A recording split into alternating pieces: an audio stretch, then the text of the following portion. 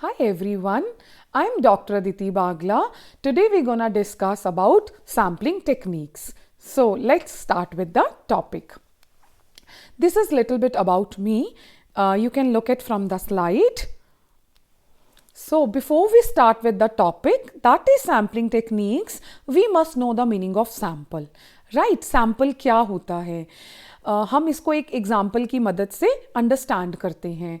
जैसे कि मान लीजिए अगर मैं स्टडी करना चाहती हूँ पोस्ट ग्रेजुएट और अंडर ग्रेजुएट्स के ऊपर कि उनका स्ट्रेस लेवल कैसा होता है ड्यूरिंग एग्जामिनेशन. तो हम लोग देखिए सारी के सारे कॉलेज स्टूडेंट्स पे जो पोस्ट ग्रेजुएशन कर रहे हैं या अंडर ग्रेजुएशन कर रहे हैं तो उनके ऊपर सारे स्टूडेंट्स के ऊपर स्टडी करना is not a feasible option. तो हम क्या करते हैं उस पॉपुलेशन में से कुछ सैंपल सिलेक्ट करते हैं जिस सैंपल पे हम रिसर्च करते हैं और उस रिसर्च को फिर हम पूरी की पूरी पॉपुलेशन के ऊपर जनरलाइज करते हैं. राइट तो इसी को ही सैम्पलिंग बोलते हैं. तो सैंपल का मतलब हम लोगों ने जाना कि हम लोगों ने पॉपुलेशन से ही कुछ ग्रुप ऑफ स्टूडेंट्स उठाए और उनके ऊपर रिसर्च किया. राइट तो इस केस में जो हमने एग्जाम्पल ली वो पॉपुलेशन क्या था, वहां पे पॉपुलेशन का मीनिंग क्या था.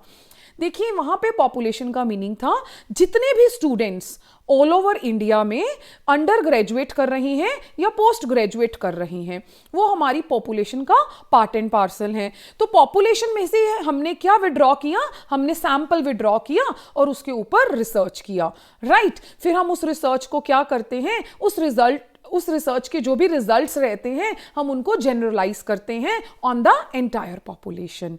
राइट तो सैम्पलिंग के टू टाइप्स होते हैं, टू मेथड्स होते हैं, that are probability and non probability sampling.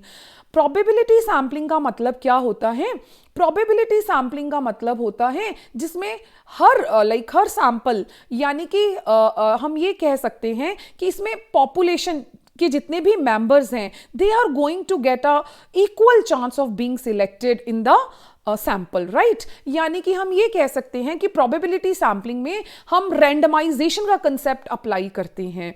ठीक है तो रैंडमाइजेशन माना कि हर बंदे के पास चांस है कि वो इस स्टडी का पार्ट एंड पार्सल हो सकते हैं. Right and that study is going to be bias free also.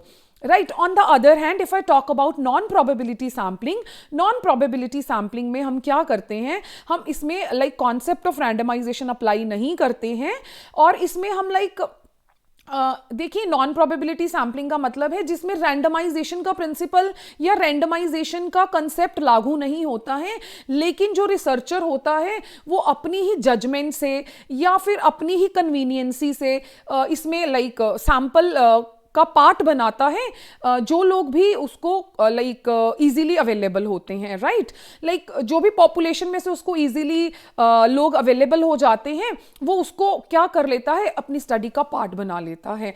तो इसमें बायसनेस के चांसेस थोड़े से रहते हैं. राइट तो लेकिन हम इन चीज़ों को दोनों ही मेथड्स को डिटेल में पढ़ेंगे और इनकी आगे फर्दर टाइप्स भी पढ़ेंगे. ठीक है तो प्रोबेबिलिटी सैम्पलिंग क्या होता है, कहते हैं प्रोबेबिलिटी सैम्पलिंग में हम अभी पीछे देख करके भी आए हैं, यानी कि जिसमें हम कंसेप्ट ऑफ रैंडमाइजेशन अप्लाई करते हैं, यानी कि जिसमें हर पर्सन एक प्रोबेबिलिटी होती है कि हर पर्सन सैंपल का पार्ट एंड पार्सल हो सकता है. राइट तो इसकी कुछ टाइप्स हैं जैसे कि simple random sampling, stratified, cluster, systematic and multi stage. इन सारी ही सैम्पलिंग टेक्निक्स को हम one by one with the help of examples पढ़ेंगे. राइट तो सबसे पहली क्या है, रैंडम सैम्पलिंग. रैंडम सैम्पलिंग ये सबसे इजीएस्ट मेथड है और हम ये भी कह सकते हैं कि इसमें बायसनेस बिल्कुल भी नहीं होती है. ठीक है इसको हम एक एग्जाम्पल के मदद से देखते हैं. रैंडम सैंपल का हमने पीछे अभी एक एग्जाम्पल लिया था जब हमने सैंपल का मीनिंग अंडरस्टैंड किया था. हमने बात की थी कि हम ये देखना चाहते हैं कि स्ट्रेस का क्या इफेक्ट पड़ता है स्टूडेंट्स के ऊपर. तो इसी तरीके से जो भी स्टूडेंट्स हमारी स्टडी का पार्ट एंड पार्सल हैं उनमें से हम रैंडमली पिक करेंगे. राइट रैंडमली देखिए इसको हमने रियल लाइफ में भी बड़ी बार देखा है. एक लॉटरी मेथड होता है ना, लॉटरी में हम लोग स्लिप्स पिक करते हैं और वो सभी लोग मतलब हमारी स्टडी का पार्ट एंड पार्सल हो सकते हैं, राइट। तो देखो मैं इसको एक और एग्जांपल से अंडरस्टैंड करती हूँ। जैसे मान लीजिए क्लास में फ्यू स्टूडेंट्स हैं और मैं उन फ्यू स्टूडेंट्स को कहती हूँ कि आप पार्टिसिपेट कीजिए, राइट। तो सभी पार्टिसिपेट करना चाहते हैं, तो मैंने क्या किया, सभी स्लिप्स पे सभी स्टूडेंट्स के नाम लिखे और उन स्लिप्स को फोल्ड करके एक बॉक्स में डाल दिया और रैंडमली मैंने फ्यू स्लिप्स सिलेक्ट कर ली जितना भी मैं सैंपल चाहती थी, राइट। तो दैट इज रैंडम सैम्पलिंग। तो रैंडम सैम्पलिंग में हम रैंडम टेबल्स भी यूज करते हैं। ये बहुत ही इजीएस्ट सैम्पलिंग है, right. If I move to the next sampling technique, that is stratified random sampling. तो स्ट्रैटिफाइड रैंडम सैम्पलिंग में हम क्या करते हैं, हम जो भी पॉपुलेशन होती है उसको ग्रुप्स में डिवाइड कर लेते हैं, राइट। उन ग्रुप्स को हम क्या बोलते हैं, उन ग्रुप्स को हम स्ट्रैटास बोलते हैं। अच्छा, इसको भी हम एक एग्जाम्पल की हेल्प से अंडरस्टैंड करते हैं। मान लीजिए हमारे कॉलेज में बड़ी सारी स्ट्रीम्स हैं, बीसीए है, बीकॉम है, बीबीए है, बीएससी है। तो हमने क्या किया, हम कॉलेज स्टूडेंट्स को ही कॉलेज स्टूडेंट्स के ऊपर स्टडी करना चाहते थे। तो हमने क्या किया, सारी जो स्ट्रीम्स हैं वो हमारी क्या हो गई, स्ट्रैटास हो गई। तो फिर हमने उन सारी स्ट्रीम्स में जो भी सारे स्ट्रैटास थे उनमें से रैंडमली स्टूडेंट्स को पिक किया जो हमारी स्टडी का क्या होंगे, पार्ट एंड पार्सल होंगे, राइट। तो स्ट्रैटिफाइड रैंडम सैंपलिंग टेक्निक भी दो तरह की होती है further. First is proportionate stratified sampling and second is disproportionate stratified sampling. तो क्या होती है ये, देखिए प्रोपोर्शनेट स्ट्रैटिफाइड सैंपलिंग का मतलब है, इसको भी एक एग्जांपल लेते हैं। मान लीजिए हमारे कॉलेज में 2500 स्टूडेंट्स हैं। कितने स्टूडेंट्स, 2500, राइट। तो मान लीजिए 1500 स्टूडेंट्स जो हैं वो हमारे यूजी क्लासेस के हैं और जो 1000 स्टूडेंट्स हैं वो हमारे पीजी क्लासेस के हैं, ठीक है। तो प्रोपोर्शनेट सैंपलिंग टेक्निक्स में देखिए यूजी क्लास के स्टूडेंट्स का पोर्शन 60% है एंड पीजी का 40% है। तो हम उसी पोर्शन में, देखिए उसी प्रपोर्शन में ही हम सैंपल में से सैंपल में से स्टूडेंट्स को लेंगे जो हमारी स्टडी का पार्ट होंगे। जैसे कि हमने 2500 में से 1500 यूजी की बात की, 1000 पीजी की बात की। तो हम इसको और क्लैरिफाई करते हैं। मान लीजिए मैं अपनी 100 स्टूडेंट्स के ऊपर रिसर्च करना चाहती हूं, मेरा सैंपल साइज 100 है। तो 60 का जो पोर्शन रहेगा वो यूजी का रहेगा और 40 स्टूडेंट्स मैं कहां से लूंगी, पीजी क्लासेस में से। तो this is proportionate stratified sampling. But if I talk about disproportionate stratified sampling, इसमें हम इक्वल प्रोपोर्शन नहीं लेते हैं। इसमें हम डिसप्रोपोर्शनेट नाम से ही क्लैरिफाइड है कि इसमें हम प्रोपोर्शन के अकॉर्डिंग नहीं चलते हैं, जैसा पॉपुलेशन में उनका प्रोपोर्शन है। हम इसमें क्या करते हैं, हम बराबर भी ले सकते हैं या जैसे भी ले सकते हैं। तो उसको हम क्या बोलते हैं, disproportionate stratified random sampling, right. This was all about two techniques. If I move towards the next technique, that is cluster sampling. देखिए क्लस्टर सैंपलिंग क्या होते हैं, क्लस्टर सैंपलिंग क्या होती है। क्लस्टर सैंपलिंग में सबसे पहले हमें जानना है क्लस्टर क्या होता है। देखिए क्लस्टर क्या होता है, ये नेचुरल अकरिंग ग्रुप्स होते हैं। देखिए हमने कॉलेज की ही एग्जांपल ली है तो इसमें भी एक कॉलेज की ही एग्जांपल ले लेते हैं। तो देखिए मान लीजिए कॉलेज में हमने कमेटीज बनाई हैं, जिस कमेटी में बड़े सारे स्टूडेंट्स हैं जो अलग अलग स्ट्रीम के हैं। मान लीजिए एक कमेटी में जो स्टूडेंट्स हैं वो बहुत ही सारी स्ट्रीम्स के हैं। तो इसी तरीके से हमने क्या किया, अलग अलग क्लस्टर्स क्रिएट कर लिए, राइट। तो हमने क्या किया, सबसे पहले पॉपुलेशन को क्लस्टर में डिवाइड किया, फिर रैंडमली उसी में से ही एक क्लस्टर उठा लिया। माना हमने उसी में से ही एक कमेटी पिक की और उसके ऊपर रिसर्च की। तो देखिए हमने स्ट्राटा में भी यही पढ़ा और क्लस्टर में भी, तो कंफ्यूजन हो रही होगी। लेकिन there is a huge difference between stratified and cluster. क्या डिफरेंस है वो, स्ट्रैटिफाइड माना कि जो स्ट्रैटास बना रहे हैं हम, जो ग्रुप्स बना रहे हैं उनमें विद इन होमोजेनिटी है एंड बिटवीन हेट्रोजेनिटी है। जैसे हमने एग्जांपल ली थी बीबीए, बीसीए, है ना, बीएससी। तो with in with in homogeneity है एंड बिटवीन हेट्रोजेनिटी है। तो लेकिन अगर हम क्लस्टर की बात करते हैं तो क्लस्टर में एक क्लस्टर के अंदर भी हेट्रोजेनिटी है ना, और उसी क्लस्टर एक क्लस्टर उठाएंगे और उस पूरे के पूरे क्लस्टर के ऊपर हम रिसर्च करेंगे। जैसे कि आपको पिक्चर से भी क्लियर हो रहा होगा, लेकिन मैंने अभी अभी एग्जांपल भी दी आपको कि हमने कॉलेज में कमेटीज बनाई हैं, जिस कमेटी में सारी स्ट्रीम के ही स्टूडेंट्स हैं, राइट। तो हमने क्या किया, एक कमेटी उठाया, उसके ऊपर रिसर्च किया, ठीक है, तो उसको हम बोलते हैं cluster sampling, right? If I move towards the next sampling technique, that is systematic sampling.